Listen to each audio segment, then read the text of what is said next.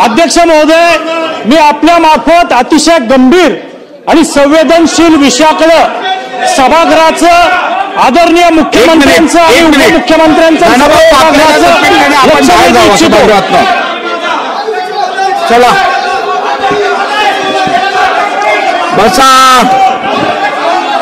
नानाभाऊ योग्य नाही.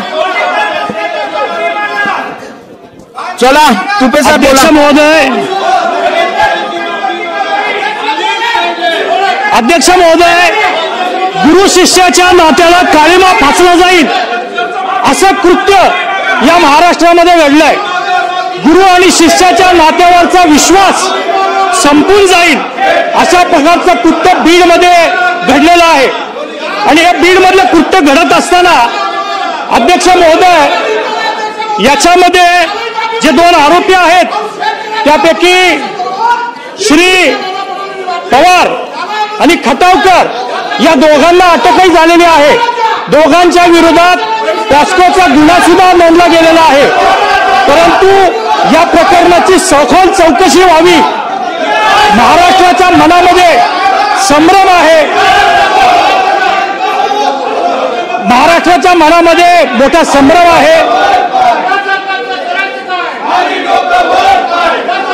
थांबा, जातात बाहेर चालले. बोला बोला. झालं बाहेर गेले. अध्यक्ष महोदय,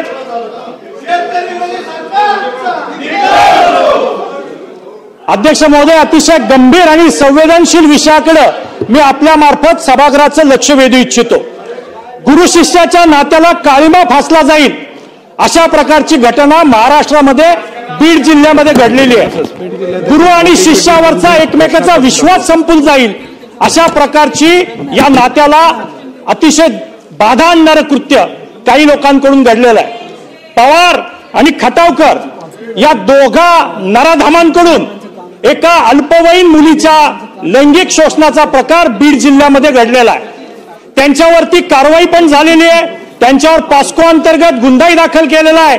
पोलिसांनी त्यांना अटकही केलेली आहे. तरी सुद्धा महाराष्ट्राच्या जनतेच्या मनामध्ये काही प्रश्न निर्माण झालेले आहेत या घटनेमुळे. त्यामुळे अध्यक्ष महोदय, महाराष्ट्रातल्या जनतेला काही प्रश्नांची उत्तरं पाहिजे आहेत. हे प्रश्न महाराष्ट्राच्या जनतेला पडलेले आहेत.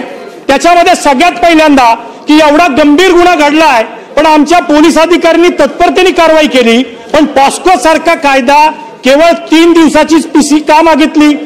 हे पोलिसांनी का असं केलं हे महाराष्ट्रातल्या जनतेला कळत नाहीये. गंभीर गुन्हा आहे, त्याच्यामध्ये माननीय न्यायालय जे देईल ते ठीक, पण पोलिसांनी हा तपास अतिशय सखोलपणे करायला पाहिजे होता.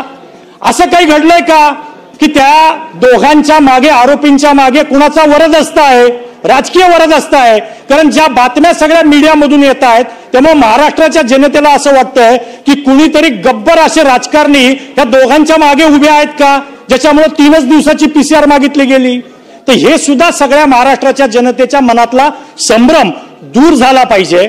त्याच्यामुळं अध्यक्ष महोदय, मी या ठिकाणी या प्रकरणाची व्याप्ती जी काही दिसतेय, जी काही बीड मधली जनता तिथं कुजबूज करते, प्रचंड मोठी व्याप्ती आहे. ही एका मुलीने पुढे येऊन डेअरिंग केली आणि गुन्हा नोंदवलाय. पण अशा किती जणींच्या विरुद्ध असं घडलेलं आहे?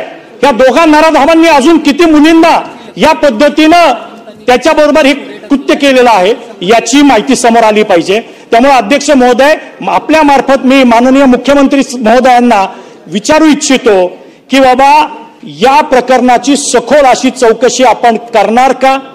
याच्यावरती SIT नेमली जाईल का? ही SIT नेमताना एखाद्या IPS महिला अधिकाऱ्याला त्याच्यामध्ये त्याला काम करायला तिला सांगितलं जाईल का? आणि ज्या मार्फत इतरही सर्व जे काही असतील त्याही मुलींना विश्वासात घेऊन त्यांच्याबद्दल असं काही घडलंय का? या 2 नराधामांनी त्यांच्याबद्दल असं काही दुष्कृत्य केलंय का? याच्यासाठी काही विशेष यंत्रणा उभी केली जाईल का? आणि त्याची घोषणा मुख्यमंत्री महोदय आज सभागृहात करतील का? असे आपल्या मार्फत माझे प्रश्न आहेत. माननीय अध्यक्ष महोदय, सन्माननीय सदस्य चेतन तुपे साहेबांनी